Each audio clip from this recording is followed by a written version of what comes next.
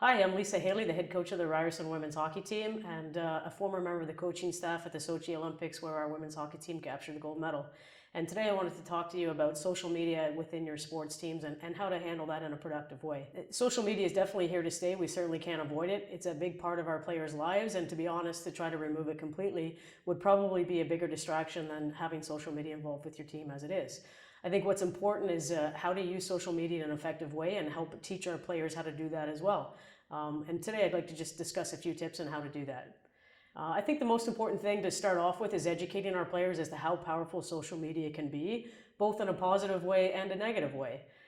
Definitely, I think our players could appreciate the fact that if they're posting accomplishments from their team, accomplishments from themselves, that can actually be a great way to promote themselves and really demonstrate to others what our personal values are as people and as athletes. On the negative side of that, it could also project the wrong message if the wrong types of posts are out there, and it could actually harm or take away opportunities, whether it be scholarships from universities or job opportunities. It's certainly a fact now, and being a university coach myself,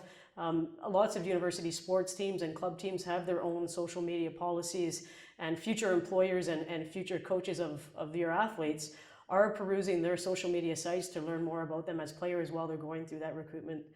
cycle. So it's very important to help our players understand how to use that in an effective way. Easy guiding principle would be think about what your family would approve of. So, if your players are posting things that their parents would love to see, their grandmother would like to see, then those are appropriate posts. Obviously, their brothers and sisters might have a different standard. I think what we want to do is post something that's going to help us promote ourselves and show ourselves in a positive light.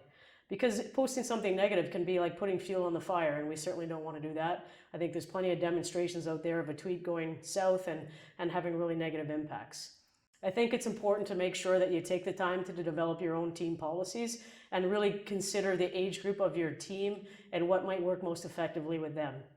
Some younger teams might not have athletes that are able to self-govern themselves in a productive way, and some of the things that we've done in the past with some of our younger sports teams, specifically in hockey, is to maybe perhaps put some guidelines in place where there's an electronics curfew if you're on a road trip where the athletes are actually handing in their social media, really all their electronics into a coach or an assistant coach to manage for the night, so that there are no you're eliminating those distractions for them and that they're getting the proper rest that they need. We also use some simple things like a designated place within the dressing room, whether we've used a shoe rack in the past, where you put that on the door, and as the players enter into the dressing room, their phone goes into the shoe rack, and when the game is over or the practice is over, they can then take their phone out of the shoe rack, and it just really eliminates the temptation of trying to check their messages and tweet at the inappropriate times. I think some other things to consider when you're setting your policies, whether it's an older age group or not, is just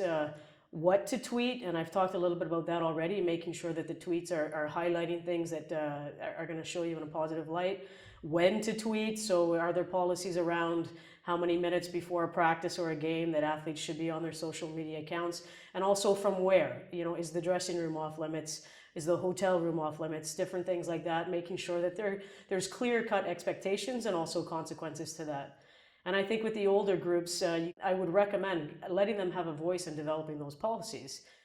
Perhaps your leadership group or your captains group, can direct that kind of conversation and set the policies out. And some things we've done in the past is with our hockey team, we've had the penalty box in the dressing room where if players are not abiding by the social media rules that the team has decided upon, their phone goes into the penalty box for a designated amount of time, whether it's an extra hour before the game or whatnot, so that there are some clear-cut consequences.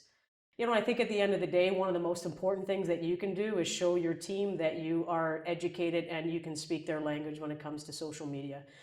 Having social media accounts yourself where you're following your players, you're retweeting the things that you like about what they're posting, and everybody likes to get a whole bunch of likes on their photos, so obviously showing them that you're following them, that you're retweeting, you're liking, you're commenting and sharing on some of the things that they're sharing, and doing the same thing yourself, being a role model and really modeling the way with what you're posting on your social media accounts. Obviously, we're all looked upon as role models by our athletes, and if we're showing them the right direction, then chances are they're going to follow as well. So hopefully those tips help you.